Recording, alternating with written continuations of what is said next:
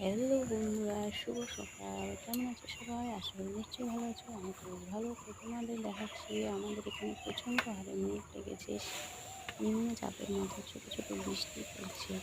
কিন্তু তোমাদের ওদিকে কেমন হচ্ছে আমি জানি না। তো আমাকে কমেন্ট করে জানাও।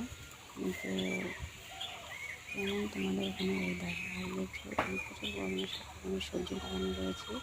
রয়েছে চিচিঙ্গার গাছ, ঝিঙ্গার গাছ রয়েছে। আরও একটু তোমাদের দেখাচ্ছি, রয়েছে আমার সুন্দর একটি মিষ্টি লঙ্কার গাছ। খুব সুন্দর এই একটা লঙ্কার গাছ। এই একটা লঙ্কার গাছ, দুটো লঙ্কার গাছই এখানে গাড়িয়েছি। তো লঙ্কার গাছগুলো খুব সুন্দর লঙ্কাও ধরেছে। আর চলে এলাম আর একটু দূরে, মানে জমির ভিতরে চলে এলাম। তারপর লেবু গাছের কাছে যে লেবু ধরেছে, গাছটাতে প্রচুর পরিমাণে লেবু ধরে কিন্তু এবার কম ধরেছে।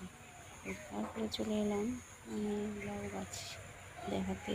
তার নিচে শসা গাছ লাগানো আছে। তো শসা গাছগুলি খুব একটা ফলন নেই।